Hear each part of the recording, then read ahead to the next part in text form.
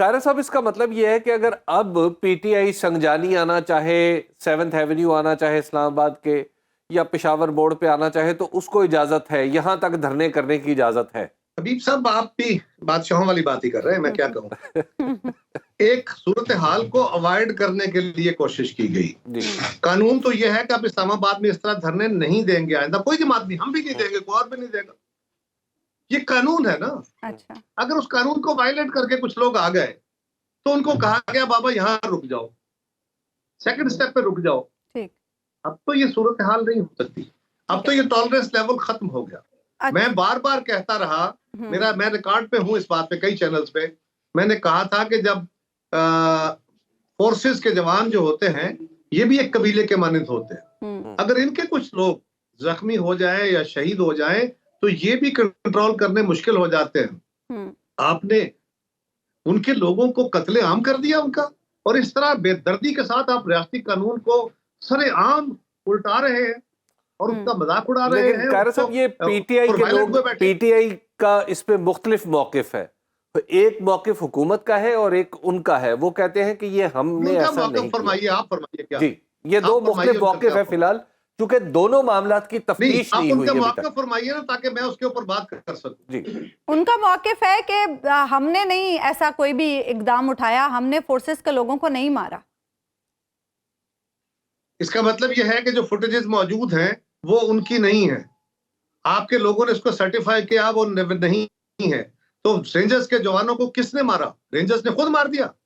आप ये कह रही? इसकी नहीं, मैं नहीं ये कह रही कायरा साहब, ये तो पीटीआई का मौकिफ है, ये पीटीआई का मौकिफ है। पीटीआई कह रही है कि पुलिस ने अपने पुलिस के जवानों को मार दिया और रेंजर्स ने अपने रेंजर्स के जवानों के ऊपर गाड़ियां चढ़ा के उनको मार दिया, यही कह रहे हैं ना फिर? जी।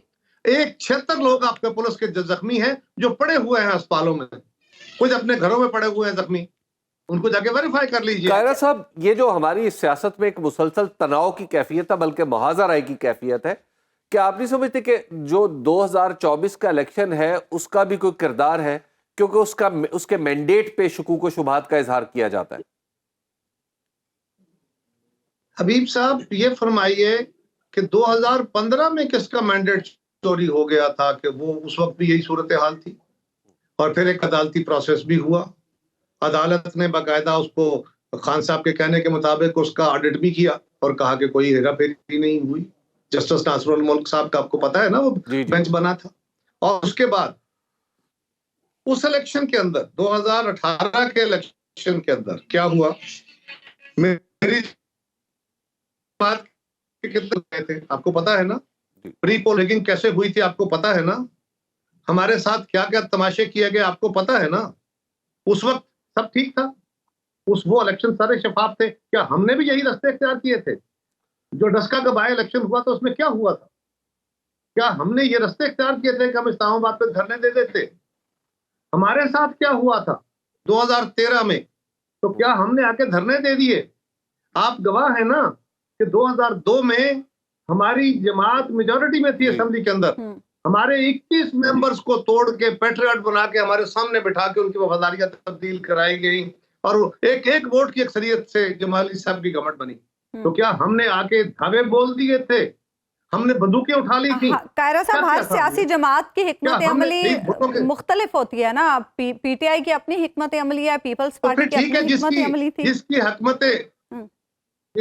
जिसकी हिकमत अमली पुरअमन होगी वो पुरअमन तरीके से टैकल होगी, जिसकी हिकमत अमली वायलेंट होगी, रियासत के पास क्या रास्ता है? अच्छा, आप क्या समझते हैं कि रियासत को क्या करना चाहिए था? रियासत को चाहिए था कि हथियार छोड़ देते, कहते जाओ जो करना है करो, आग लगा दो इस्लामाबाद को। चले कायरा साहब, अभी तो चले एहतजाज भी खत्म करा लिया, लोग भी वापस चले गए, अभी तक के लिए तो मामला सुलझा लिया हुकूमत ने। क्या हमेशा के लिए ये कजिया हल हो गया? ये मामला तो अभी भी जूं का तूं है ना, जो सियासी अदम इस्तेहकाम है वो तो अभी भी मौजूद है। मैं एक और गुजारिश करूं, जूं का तूं नहीं रहेगा। मेरी दानिश में, हो सकता है मैं गलत हूं, मेरी दानिश में अब गवर्नमेंट के पास भी टॉलरेंस वाला वो लेवल नहीं है जो पहले बर्दाश्त करते रहे। अब चीजों को और तरह देखना होगा, चलाना होगा।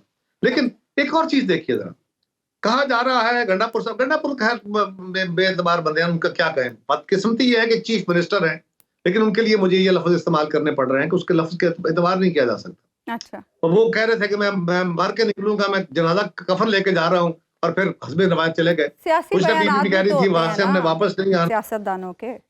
नहीं, सियासी बयान देखिए जी, मैं एक सियासतदान हूँ, ये मुझे गाली ना दीजिए प्लीज। अच्छा। जो हैं जिनके बयान गलत है ना, उनको दीजिए। तो मेरा सवाल ये है कि गंडापुर साहब ने वहां पे जो प्रेस कॉन्फ्रेंस की है मानसेरा में जाके, उसमें उन्होंने क्लेम किया है कि हमारे सैकड़ों कारकुनों को शहीद कर दिया गया, हमारे सैकड़ों कारकुनों को गोलियां लगी। ये नेचुरल है कि अगर सैकड़ों शहीद हो गए हों पर सैकड़ों जख्मी भी, ये बात लॉजिकल है ना कि बड़ा क्राउड है, उसके ऊपर आपने अंधाधुंध फायरिंग कर दी है। अगर शहीद इतने बड़े हैं, मेरी नजर में तो वो बेचारे भी, अगर कोई शहीद हुआ है, अगर कोई कारकुन आया हुआ है, तो वो भी शहादत पाता है, इसलिए वो बेचारा तो इनोसेंट था। वो तो इसके बहकावे में आके कहीं पाकिस्तान की किस्मत बदलने चला था, वो तो शायद हमलावर ना हो, तो लाने वाले थे ना। लेकिन सवाल ये है कि सैकड़ों वो डेड बॉडियां किधर गई? किसी अस्पताल में गए होंगे ना, किसी घर में गए होंगे ना, किसी जगह पे वो डेड बॉडियां लेके ट्रेवल किए होंगे ना, उनके कोई नाम होंगे। परसों कल से उनकी पूरी जमात लगी हुई है, अभी तक वो 8 नाम नहीं दे सके, और वो कह रहे हैं सैकड़ों हैं। हबीब साहब, ये फरमाइए, सैकड़ों लोगों के साथ सैकड़ों जख्मी हो जाते हैं, तो कहीं अस्पतालों में जाएंगे ना, प्राइवेट अस्पताल में जाएंगे, बुलेट इंजरीज है ना, वो अस्पतालों में जाएंगे, वो प्राइवेट अस्पताल में जाएंगे, तो कहीं बोस का कोई अलामत हो तो वो बता दीजिए। और अगर कोई इनके जख्मी है तो वो सामने आके कह रहे हैं कि भाई ये देखो हम जख्मी बैठे हैं, ये फुटेज है हमारी, ये तो सोशल मीडिया पे चल जाए। तो कोई लॉजिक तो बताइए ना, ये क्या है? वो डेड बॉडीज की कहीं अगर किसी अस्पताल में गई है सरकारी में, तो उसकी ऑटोप्सी हुई होगी, उसकी बाहर और उन्होंने किया होगा पोस्टमार्टम, उसके बगैर तो बॉडियां नहीं देते। जी जी। और आप जानते हैं विक्रम साहब, अल्लाह ना करे ये किसी के घर पे हो जाए, अगर खुदा न खास्ता किसी के इस तरह कारकुन शहीद हो जाए, तो वो तो कोहराम आ जाता है, उनके घर वाले, उनके रिश्तेदार, उनके दोस्त अहबाब अस्पतालों में आ जाते हैं, उनकी बॉडियां लेने आ जाते हैं। किधर है वो? कारा साहब, अब यहाँ से ऑनवर्ड, अब सिचुएशन जिस तनाव का शिकार हो चुकी है, आप भी कह रहे थे कि किसी और तरीके से सोचना पड़ेगा, तो क्या पीपल्स पार्टी और या आपकी जो पर्सनल ओपिनियन है वो ये है कि सख्ती मजीद बढ़ाई जाए? हबीब साहब, सख्ती कभी मसाइल का हल नहीं होती। सख्ती गवर्नमेंट ने की नहीं, सख्ती करवाई गई है। मैंने तो पहले भी कहा ना कि पीटीआई को देखना होगा कि उनके साथ जो कुछ हुआ, या हुकूमत के साथ जो कुछ हुआ, या उनके लोग जो पकड़े गए, इस सारे कजिए का एक्चुअल जिम्मेदार कौन है? जो उनकी अपनी जमात के अंदर, जो उनकी क़यादत की बात भी नहीं मान रहा और कह रहा है कि मैं जिद करके वहीं जाऊंगा, तो उसके नतीजे में सब कुछ हो रहा है। और मैं ये भी बात कर रहा था कि ये कौन सी जमात है यार जो एहतजाज करने चली है? उनके 800-900 कारकुन पकड़े गए हैं या 500 पकड़े गए हैं, वो जेलों में है, थानों में है, उन पे ऊपर केसेस बने हैं, और एक भी लीडर नहीं है। आपको याद होगा जरदारी साहब आए थे, हमारे 74 एमएनए के 70 एमएनए थे, बाकी पार्टी की सारी क़यादत हमारी गिरफ्तार जी। कौन सी तहरीक है जिसमें हमारे कारकुन नहीं, हमारे लीडर आगे होते हैं, कारकुन साथ जाने देने वाले होते हैं? ये कैसे है यार? हमने तो सुप्रीम कोर्ट के बाहर, आपको याद होगा, इफ्तिखार चौधरी की तारीख में पीपल्स पार्टी तहरीक कर रही थी, चौधरी एतजाज हसन समेत हम सब फटड़ हुए पड़े थे, हम आगे थे और कारकुन हमारे पीछे थे। ये कौन से जमात के लोग हैं, कौन से लीडर हैं 24वीं सदी के आ गए कि ये एक बंदा भी वहां मौके पे मौजूद नहीं है, एक बंदा भी गिरफ्तार होने वालों में नहीं है, एक बंदा भी कारकुनों के साथ नहीं है। यानी कायरा साहब, आप ये कह रहे हैं कि अगर अब मामलात को सुलझाना है तो पीटीआई को भी अपने तर्ज अमल पे नजरसानी करनी पड़ेगी? जी बिल्कुल, आपने बड़ी मुनासिब बात कही, एग्जैक्टली यही मेरा व्यू है। मैं किसी सख्ती का कायल नहीं हूँ, सख्ती मसाइल का हल नहीं होती, डायलॉग मसाइल का हल होता है। लेकिन अगर इमरान खान डायलॉग करने को तैयार ना हो, एक बुनियादी मसला और भी है, वो है इमरान खान साहब की रिहाई। पीटीआई का ये ख्याल होता है कि इमरान खान साहब को शायद बतौर यरगमाल रखा गया, अपार्ट फ्रॉम द फैक्ट कि उनके ऊपर केसेस है, वो अदालतों में चल रहे हैं, वो दीगर चीज़ें हैं, लेकिन पाकिस्तान में आपको अंदाज़ा है कि अदालतों में बाज़-औक़ात फैसले कैसे होते हैं। तो वो भी एक मामला है ना जो पेचीदा किया जा रहा है सूरत हाल को। एक तो ये है कि अगर इमरान खान साहब अदालती प्रोसेस के जरिए नहीं, हुकूमत से रियायत लेके वो बाहर आना चाहते हैं, तो और एनआरओ किसको कहते हैं? यही एनआरओ होता है ना जी। अच्छा। दूसरी बात यह है कि उनके 3 मुतालबे हैं बड़े। एक कि इमरान खान साहब को रिहा करो, दूसरा कि हमारा मैंडेट चोरी हुआ है वापस करो, तीसरा 26वें आईनी तरमीम को रोल बैक करो। यही है ना जी बड़े मुतालबे। आप ये फरमाइए इनमें से कौन सा मुतालबा हुकूमत मान सकती है? देखिए, डिबेट साहब तो को सब पे छोड़ें। हो सकती है ना, डेमोक्रेटिकली इन मुतालबात को करना या ये आवाज उठाना तो कोई जुर्म नहीं है ना। निश्चित देखिए ना, वो डिबेट करने के तो मूड में ही नहीं है ना। वो तो कहते हैं ना ये प्री कंडीशंस हैं, गुफ्तगू करने की प्री कंडीशंस हैं। वो शराइत रख के गुफ्तगू करना चाहते हैं कि ये शर्तें पहले पूरी करो, फिर बैठ के बात करेंगे। ऐसा ही है ना? नहीं, उन्होंने मैं तो ये पूछ रहा हूँ कि मुज़ाकरात कैदियों की रिहाई पहली शर्त रखी थी कि अगर इस पर अमल हो जाए तो फिर हम आगे बात कर लेते। नो, अच्छा। एक भी दफा ऐसा नहीं कहा। तीन मुतालबे, इनको पूरा करो तो बात करते हैं। मैं गारंटी से आपको कह रहा हूँ। तो लेकिन मेरी सवाल एतमाद ये है साजी के लिए अब कुछ तो फिर हुकूमत को भी करना चाहिए ना, कि कहीं तो थोड़ा सा कुछ, क्योंकि एतमाद साजी का बहुत ज्यादा फुकदान है। अच्छा, ये सारा कसूर हुकूमत का है। खान साहब की तरफ से तो बिल्कुल ये है कि आओ बैठो मुज़ाकरात करते हैं। वो तो तरले कर रहे हैं, वो तो हुकूमत को रिक्वेस्टें भेज रहे हैं। वो भाई दोनों तरफ से 2018 से सख्ती है। लेके आज तक बिल्कुल नहीं है हमारी तरफ से कोई सख्ती। मैं अच्छा। बयान करने लगा हूँ। अच्छा।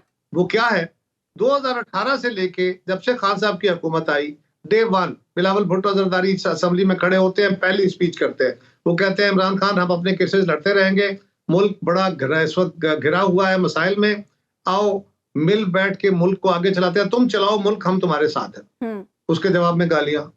आसिफ जरदारी साहब कहते हैं कोई जमात मसला हल नहीं कर सकती, सब जमातों को मिल बैठ के मुल्क के मसाइल का हल निकालना होगा, डायलॉग करें, गालियां। शहबाज शरीफ साहब कहते हैं चार्टर ऑफ इकोनॉमी कर लें, बाकी हम अपनी लड़ाई लड़ते रहेंगे, गालियां। उसके जवाब में पूरे 4 साल गालियां देते रहे, और फिर हमारी हुकूमत आती है, फिर कहते हैं आओ बैठ के बात करते हैं। वो भी मैं अब दोबारा टाइम नहीं है, फिर मैंने वो सुनाऊंगा आपको पूरी स्टोरी कि कैसे खान साहब ने अपने वो सबूताज किए, डायलॉग जो इलेक्शन के थे, वो जब जिसके ऊपर डेट तय हो गई थी, सारा कुछ तय हो गया था, खान साहब ने सबूताज कर दिया। फिर मैंने कहा ना कि हम इस दफा भी 2024 में 8 फरवरी के बाद 13 फरवरी को हम फिर बैठे, हमारी सीसी ने फैसला किया कि मुज़ाकरात करें। खान साहब ने फिर सबूताज किया।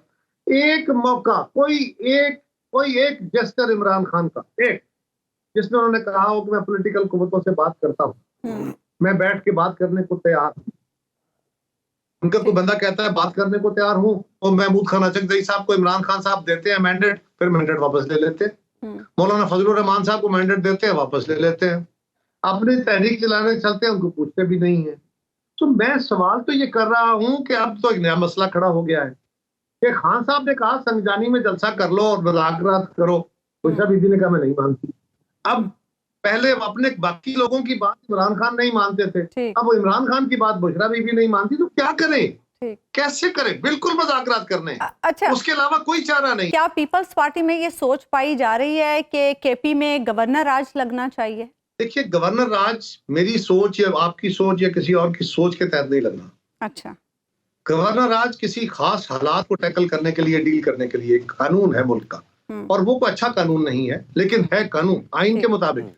लेकिन जिस तरह मुल्क के अंदर मुख्तलिफ हालात को टैकल करने के लिए कवानीन है, मुख्तलिफ जराइम को टैकल करने के लिए कवानीन है, इसी तरह सिचुएशंस को टैकल करने के लिए भी कवानीन है। तो ये उसी की एक कड़ी है।